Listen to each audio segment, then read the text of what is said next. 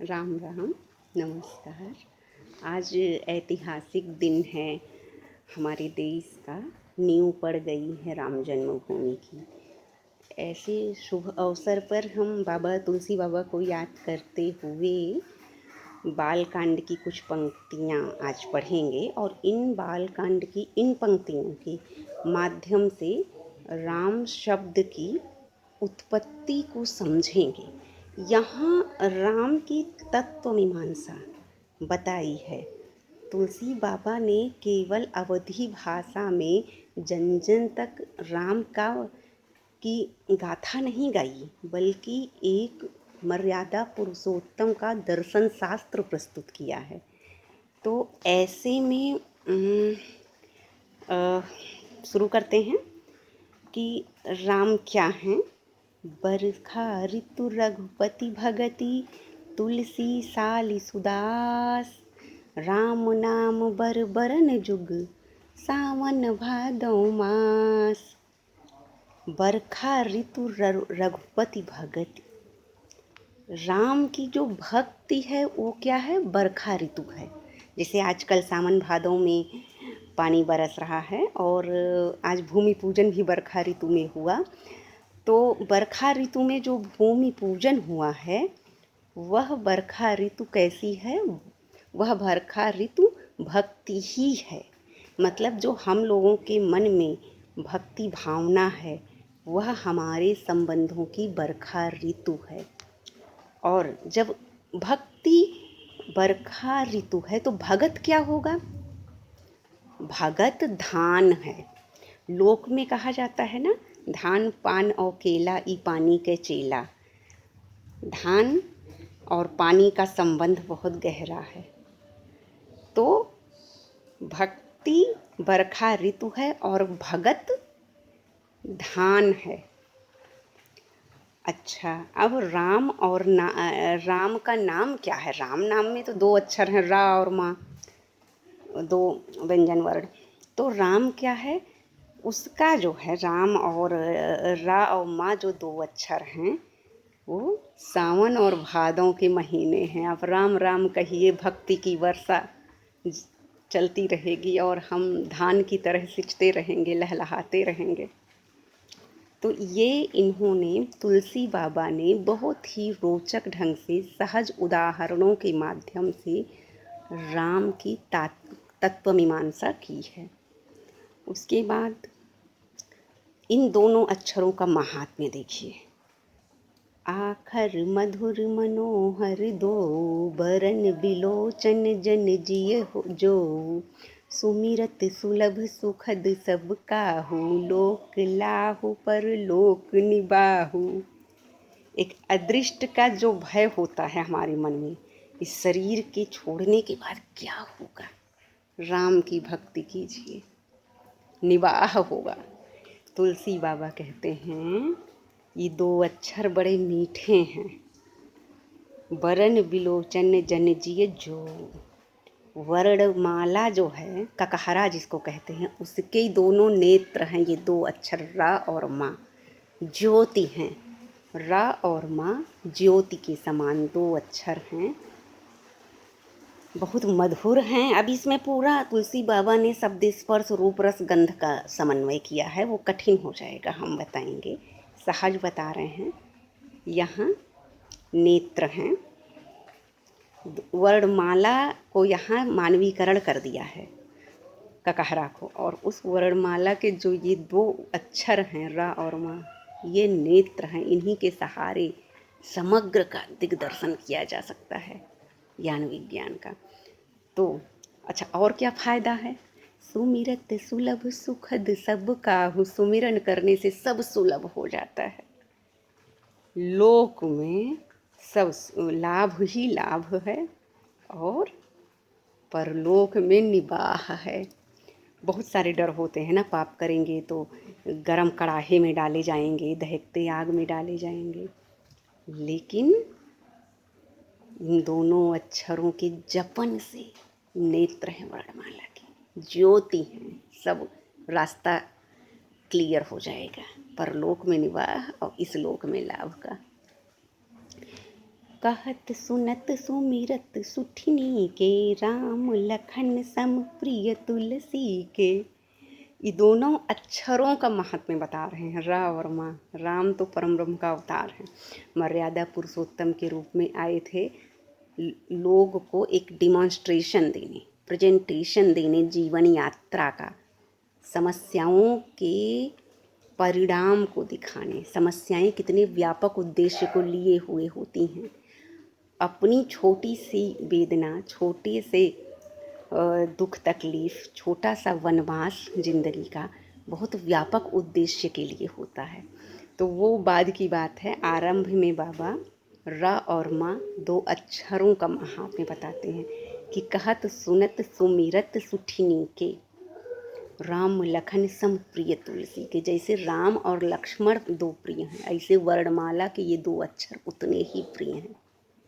बरनत बनत प्रीति बिल गाती, ये दोनों बीज मंत्र हैं। इसकी तांत्रिक व्याख्या करेंगे तो रा और माँ के बीज मंत्र हैं। उच्चारण, अर्थ और फल में भिन्नता भले हो, रा और माँ। र मूर्धन्य है और माँ ओष्ठ्य वर्ण है, उपपद्यमानीय नाम, स्पर्श व्यंजन में आता है। लेकिन ये भेद जो ध्वनि विज्ञान का है वो खाली दिखने का है। सत्य ये है कि ये ऐक्य है, जीव और ब्रह्म के समान ऐक्य है। ये खाली विवर्त का भेद है। ठीक, उसके बाद देखिए बहुत कम समय है, बच्चे वेट कर रहे हैं, समोसा बनाने जा रहे हैं। नर नारायण सरिस सुभ्राता, जग पालक विषेखी जन त्राता। ये जो दो अक्षर हैं रा और मा, नर और नारायण की तरह सुंदर दो भाई हैं। एक नर है, एक नारायण है, और दो नहीं एक ही हैं। उसी को नर से लेकर नारायण तक की यात्रा साधनी होती है। नर के रूप में हमारा अस्तित्व होता है मनुष्य के रूप में, और हमारी जीवन यात्रा, हमारे सत्कर्म हमें नारायण के रूप में आत्मानुभूति करा देते हैं। तो ये र और माँ दो नहीं एक हैं। ये जगत का पालन और भक्तों की रक्षा इन्हीं से होती है, र और माँ, दो अक्षर, दो अक्षर। उसके बाद ये बताते हैं कि जैसे भक्ति को अगर एक वनिता की तरह, स्त्री की तरह मान लिया जाए तो ये उसके कर्ण फूल हैं, दो आभूषण कानों के हैं। उसके बाद जगत के हित के लिए संसार में अब स्त्री के रूप में कितना उदाहरण बाबा ने दिया इन नाम महिमा का। ये चंद्रमा और सूर्य हैं। सूर्य अंधेरे को काट कर उगता है और चंद्रमा सूरज डूबने पर जिम्मेदारी उठा लेता है। तो ये लेकिन चंद्रमा भी सूरज से ही प्रकाशित है। तो ये चंद्र और सूर्य दिखते दो हैं, लेकिन काम अंधेरे को काटना। इसी तरह से रा और मा दो अक्षर सूर्य और चंद्र हैं।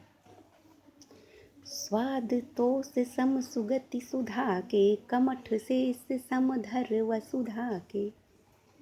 इस सुंदर गति देते हैं। मुक्ति बस राम राम कहने में ही है। अजामिल को मिली थी। अमृत के समान है ये राम राम। राम नाम लड्डू गोपाल नाम घी, हरि नाम मिश्री घोर घोर पी। अमृत है राम का नाम।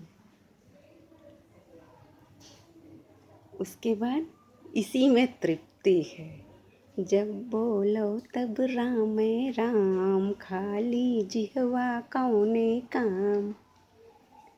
जैसे कछुए की पीठ पर पूरी पृथ्वी टिकी थी, शेषनाग के फन पर पूरी पृथ्वी टिकी थी। ये सारे उदाहरण जो है पृथ्वी की धुरी के संकेतक हैं। हमारे कवियों ने, लेखकों ने, हमारे पूर्वजों ने इन उदाहरणों के माध्यम से वैज्ञानिकता तक पहुंचने का रास्ता दिया है। कछुआ और शेषनाग तक मनुष्य की पहुंच है प्रत्यक्ष से अनुमान लगाकर, और पूर्वजों का वचन आप्त रूप में स्वीकार करके ज्ञान की साधना करो, ये कहा है। पृथ्वी को धारण जैसे कछुआ शेषनाग करते हैं, ऐसे ही ये दो अक्षर हैं रा और माँ, जिस पर समग्र ब्रह्मांड आश्रित है। इसकी तात्विकता को हमें जानना होगा। और मैं तो कहती हूँ पूरा रामचरितमानस, पूरी गाथा राम की जीवन यात्रा इसी राम शब्द की व्याख्या है। भक्तों के मन रूपी सुंदर कमल में भौरे के समान है राम नाम। राम, जब हम राम राम कहते हैं तो हमारा मन मुदित होता है कमल की तरह, और राम की जो ध्वनि है ये भ्रमर की तरह गुंजित होती है मन के चारों ओर। और जैसे यशोदा जी, एक्चुअली जिह्वा को यशोदा जी कहा जाता है, माता। इसके अभाव में स्पीच नहीं संभव है। तो कृष्ण और बलराम की तरह अगर जिह्वा को हम यशोदा मानते हैं तो राम कृष्ण और बलराम की तरह हैं, आनंद प्रदायी। अब आप यशोदा जिह्वा को मानिए और कृष्ण और बलराम रा और माँ को। ये बाबा तुलसी समझा रहे हैं राम की महिमा। एक छत्रु एक मुकुटमणि, एक छत्रु एक मुकुटमणि, सब वर्णन पर जो, तुलसी रघुबर नाम के वरण विराजत दो। इन दोनों का चमत्कार लिपि के आधार पर बता रहे हैं। जब राम और हम लोग कहीं दूसरे वर्णों के साथ लिखते हैं, रा को आशीर्वाद में ऊपर जब रा लगाते हैं, जिसको लोक भाषा में चुरकिया हुआ रा कहते हैं, तो उसको ही कहते हैं कि रेफ जो है उस सुंदर जो है शोभा देता है, जैसे सारे वर्णों का छत्र हो। और जो माँ है वो अनुनासिक ऊपर बिंदु बना देते हैं अनुस्वार के रूप में, तो वो जैसे लगता है किसी व्यंजन का मुकुट मणि हो। जैसे किसी भी अक्षर में जब माँ की जगह हम माँ का अनुनासिक ऊपर बिंदी लगा देते हैं तो वो मणि बन जाता है। ये माँ की महिमा है। और रेफ जब ऊपर लगाते हैं तब वो छत्र की तरह उस व्यंजन का बन जाता है। तो यहाँ राम की महिमा बताई गई है, रा और माँ। रा छत्र है, माँ मुकुटमणि, राम राम कहते रहिए। और आज चूँकि शिला पूजन हो गया, नींव पड़ गई है, तो अब हाँ, राम जितना जपे कम है। ये अघाने का प्रसंग नहीं है भक्ति, लेकिन मेरे पास सीमित समय है और आप लोग जितना जो चाहेगा उतना हम आपके साथ आते जाएंगे। हमारे इस पोस्ट को, इस वीडियो को लाइक करें, सब्सक्राइब करें और ज़्यादा से ज़्यादा लोगों तक पहुंचाएं। मैं प्रतिदिन 2 बार रामचरितमानस के कुछ प्रसंग लेकर आ सकती हूँ, लेकिन बिनु सत्संग विवेक न होई। भक्ति अकेले नहीं रास आती है। भक्ति जब सत्संग हो, लोगों का साथ हो, मन अघाए ना। तो आप सभी साथ बनाए रहें। सबको बहुत नमस्कार, प्रणाम, बारंबार प्रणाम। जय श्री राम। सिया राम मैं सब जग जानी, करहूँ प्रणाम जोर जुग पानी।